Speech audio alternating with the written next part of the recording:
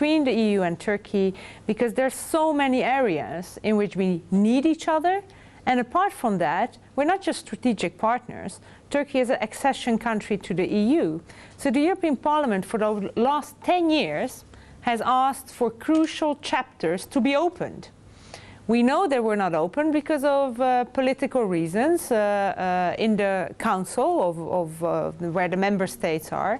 So yes, I'm happy with the fact that they're open now, but of course, how we say it, it's like, for some countries, it felt like they had to go to the dentist, which means they know it's necessary, but they didn't like it. It's now the beginning of this new relationship is like a forced marriage, but I'm sure that love can come afterwards if we really show a commitment from both sides. This long process where for many also Turkish citizens, it seemed that the EU was not treating them fairly when it comes to criteria in Turkey.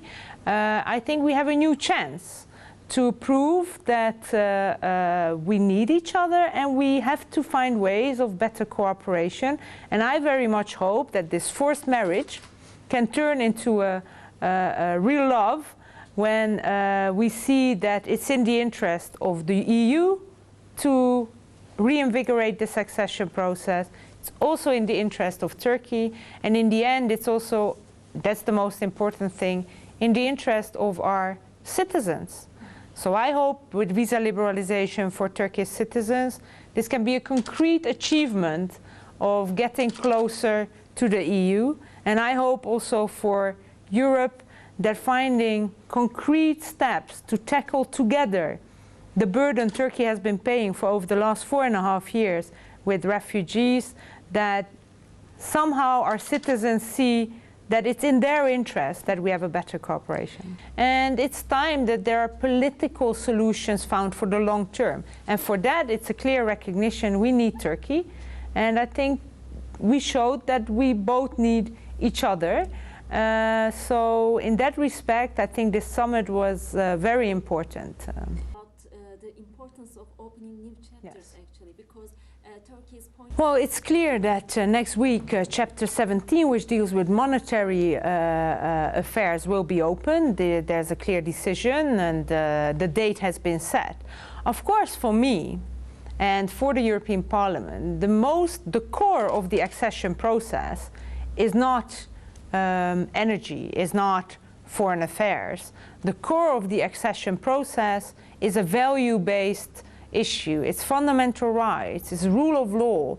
This is what the European Union is about. It's about sharing a value system, sharing fundamental rights for citizens. Hopefully a long-term investment. We cannot solve this crisis in 2 or 3 months. Everyone has to be realistic about it. You are already dealing with this for 4.5 years. And you see the situation in Syria, it's not going to disappear quickly. So let's finally there is the will. Europe for a very long time did not look to your situation because there was no problem for Europe. Now we are forced also to find a joint solution. Between Turkey and EU will help to fight against the international... This is an issue where we clearly need to cooperate. It's an international threat of Islamic State, of Daesh. This is something that no country can fight alone. And I think Turkey, of course, as also a NATO member, a candidate EU country, is a natural ally in this fight. And you yourself have experienced, I think, the most brutal terrorist attack in Turkish history very recently. That was the reason today I visited in Ankara the place where this attack happened. You are victims of Islamic State attacks, just as Europe has been a victim very recently, of course, in Paris. And it should be clear this is something we have to tackle jointly. The new government, under the leadership of the Prime Minister, will be announcing on Thursday a new package of reforms. And this will, of course, be very important also for the EU-Turkish accession process to see what type of reforms are they.